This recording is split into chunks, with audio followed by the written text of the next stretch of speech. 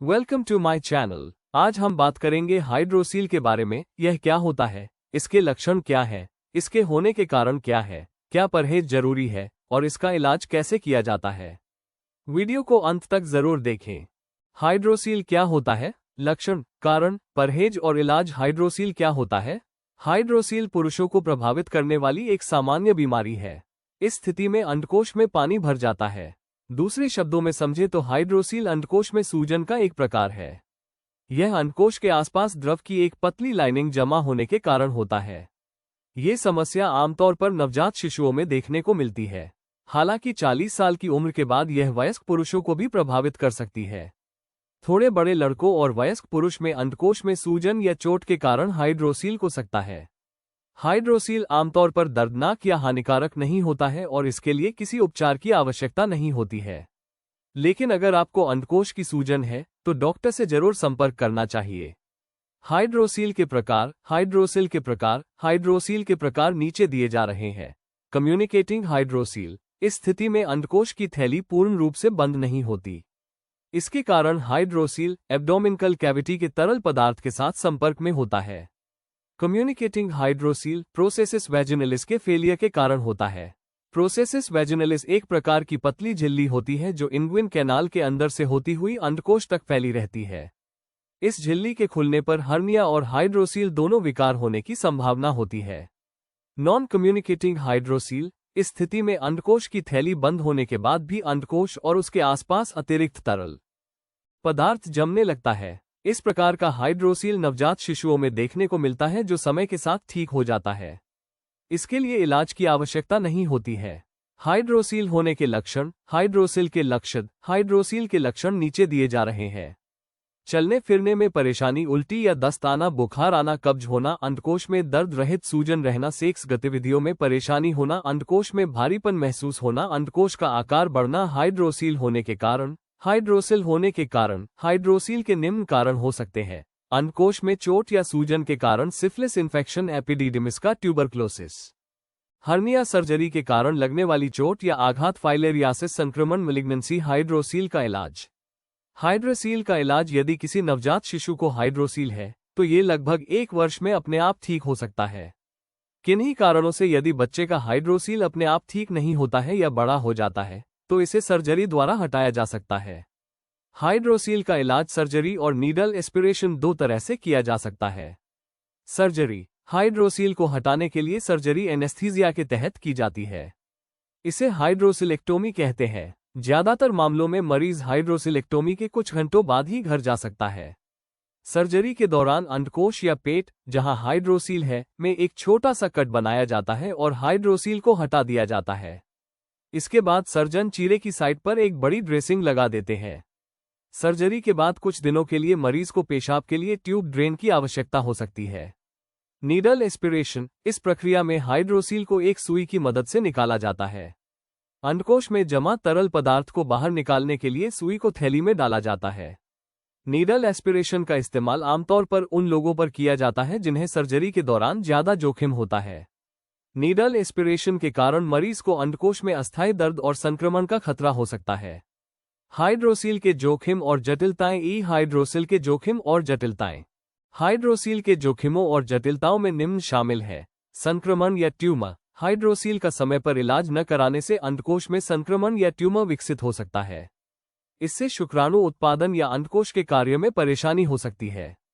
Groin hernia. एक ऐसी स्थिति जिसमें आंत या पाचन वसा एक नहर के माध्यम से पेल्विक एरिया में घुस जाता है। वृषण मरोड़। इस स्थिति में अंडकोश में रक्त प्रवाह को कम हो जाता है। यदि इस स्थिति का इलाज नहीं किया जाता है तो बांझपन और अंडकोश खराब होने की आशंका होती है। ओकाइटिस, वृषण शोथ और एपिडिडिमाइटिस। हाइड्रोसील की वृषण सूजन से एक और अंडकोश की स्थिति उत्पन्न हो सकती है जिसे ओकाइटिस कहा जाता है। ओकाइटिस की विशेषता वृषण की सूजन है। ये स्थिति एपिडिडिमाइटिस का कारण बन सकती है। वृषण का क्षय। यह एक ऐसी स्थिति जिसमें अंडकोश सिकुड़ जाते हैं। हाइड्रोसील की बीमारी के दौरान आपका खान पान। आपकी डाइट। हाइड्रोसील बीमारी के दौरान हाइड्रोसील की स्थिति में निम्न खाद्य पदार्थों का सेवन करना चाहिए। ताजे फल, सेब, संतरा, आड़ू, अनानास और अंगूर जैसे फलों को अपने नियमित आहार में शामिल करें। इसके अलावा बिना किसी अतिरिक्त चीनी के घर पर बने ताजे फलों का सलाद और स्मूदी भी ले सकते हैं। उबली हुई सब्जियां, अपने नियमित आहार में उबली हुई सब्जियों को शामिल करें। लंच और डिनर के समय एक कटोरी उबली हुई सब्जियां खा सकते हैं। इसके अलावा आप सलाद को अपनी डाइट में शामिल कर सकते हैं। हाइड्रेटेड रहना, खुद को हाइड्रेट रखने के लिए पर्याप्त मात्रा में पानी पिएं। हाइड्रोसील से पीड़ित लोगों के लिए हाइड्रेटेड रहना बहुत जरूरी होता है। काली चाय और अदरक की चाय, हाइड्रोसील की स्थिति में काली चाय और अदरक की चाय दोनों फायदेमंद है।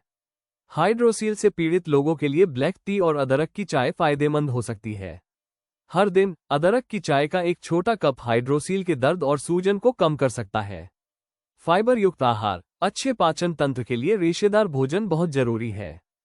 फाइबर युक्त खाद्य पदार्थ जैसे गेहूं, जौ, राई, जई, मेथी, ज्वार और बाजरा आदि हाइड्रोसील के रोगियों के लिए फायदेमंद हो सकते हैं। स्ट्रॉबेरी, हाइड्रोसील से पीड़ित लोगों को अपने आहार में एंटीऑक्सीडेंट शामिल करना बेहद फायदेमंद साबित हो सकता है। स्ट्रॉबेरी और अन्य लाल और नारंगी रंग के फल समेत जामुन में हाई एंटीऑक्सीडेंट तत्व होते हैं। यह आपकी बॉडी को डिटॉक्सिफाई करने में मदद करता है। हाइड्रोसील होने पर इन चीजों से करें परहेज। हाइड्रोसील होने पर इन चीजों से करें परहेज। हाइड्रोसील होने पर निम्न चीजों का सेवन करने से बचें। प्रोसेस्ड फूड, प्रोसेस्ड फूड में अतिरिक्त नमक और चीनी होती है। प्रोसेस्ड फूड में मौजूद कृत्रिम तत्व भी गंभीर स्वास्थ्य समस्याएं पैदा कर सकते हैं। हाइड्रोसील से पीड़ित लोगों को प्रोसेस्ड फूड खाने से बचना चाहिए। प्रीजर्व्ड फूड, हाइड्रोसील होने की स्थिति में प्रीजर्व्ड फूड लेने से बचने की सलाह दी जाती है। इनमें कई तरह के रसायन और आर्टिफिशियल प्रिजर्वेटिव होते हैं जो हमारे स्वास्थ्य को हानि पहुंचा सकते हैं। इन प्रिजर्वेटिव के कारण गंभीर स्वास्थ्य समस्याएं उत्पन्न हो सकती हैं। भा और BHT दोनों सबसे अधिक इस्तेमाल किए जाने वाले आर्टिफिशियल प्रिजर्वेटिव है। दोनों कार्सिनोजेनिक है। जंक फूड्स, जंक फूड जैसे पिज्जा, बर्गर, फ्राइड से बचना बहुत जरूरी है। इनमें खनिज, विटामिन और फाइबर की मात्रा बहुत कम होती है। जंक फूड अक्सर भारी होते हैं। इनमें बड़ी मात्रा में वसा होता है जो मल त्यागने में बाधा डालता है। इससे कब्ज होता है जो हाइड्रोसील को बढ़ा सकता है। मसालेदार और भारी भोजन, यदि आप हाइड्रोसील की बीमारी से पीड़ित हैं तो मसाले का सेवन कम करना चाहिए। आपको भारी और चिकने भोजन से भी बचना चाहिए। भारी और चिकना भोजन आपके स्वास्थ्य के लिए हानिकारक हो सकता है। अचार और कैफीन, हाइड्रोसील के रोगियों को कैफीन युक्त पेय और अचार से बचना चाहिए। अचार में नमक और तेल का अधिक सेवन करने से पाचन संबंधी समस्याएं हो सकती हैं।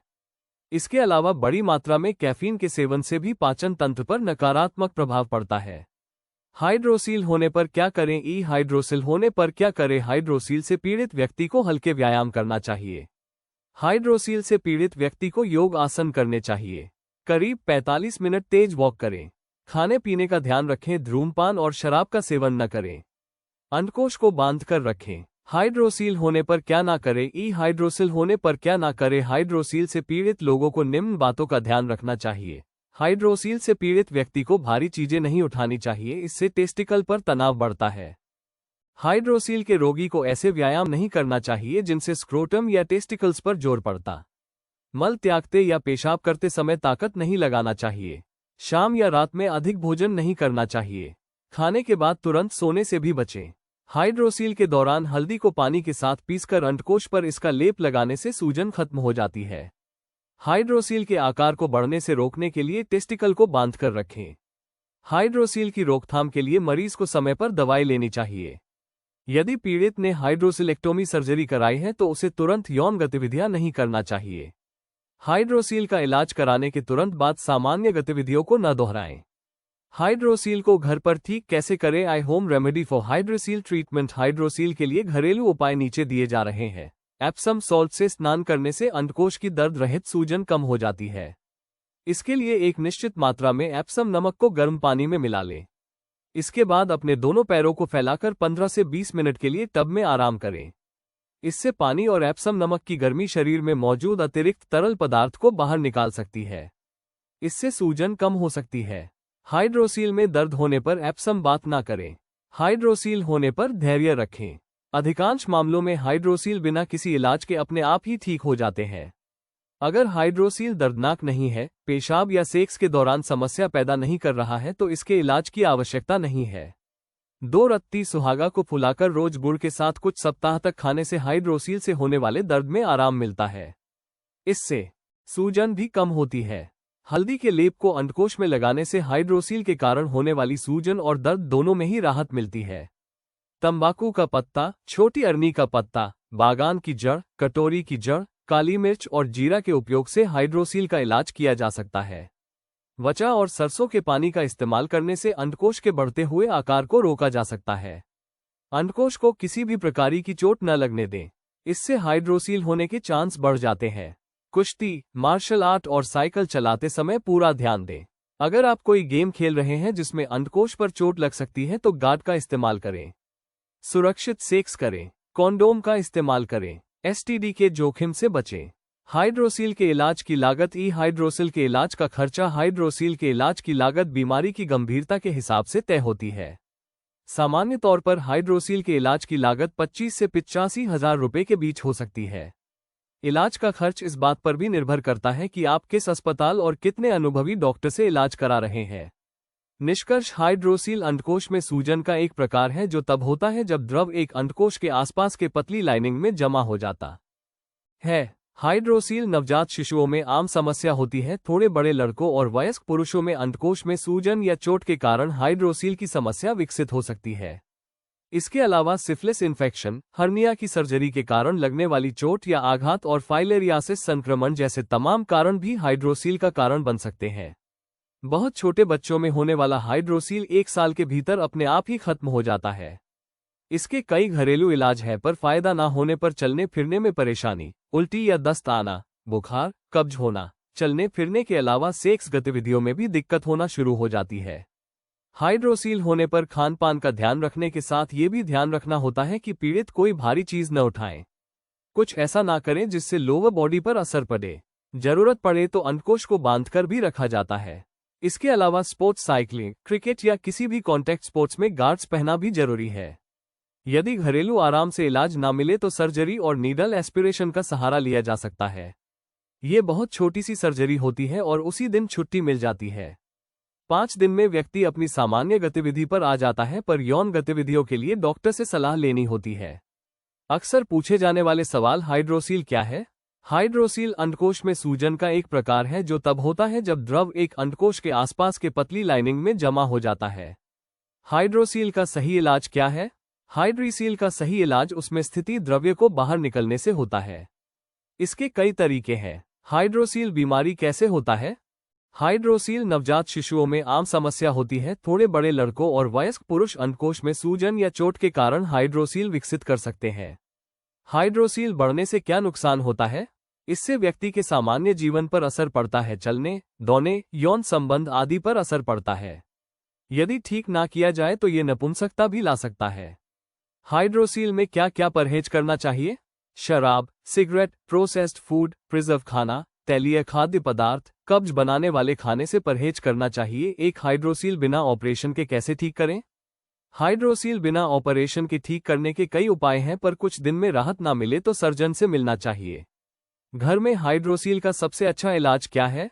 पान के पत्ते पर हल्दी का लेप लगाने को लेकर दावा किया जाता है कि ये सबसे अच्छा इलाज है। अगर आपको ये जानकारी उपयोगी लगी हो तो वीडियो को लाइक और शेयर जरूर करें। ऐसी ही हेल्थ से जुड़ी और भी जरूरी जानकारियों के लिए हमारे चैनल को सब्सक्राइब करें। कोई सवाल हो तो कमेंट करना न भूलें, मैं जरूर जवाब दूंगा। धन्यवाद। स्वस्थ रहें, जागरूक रहें।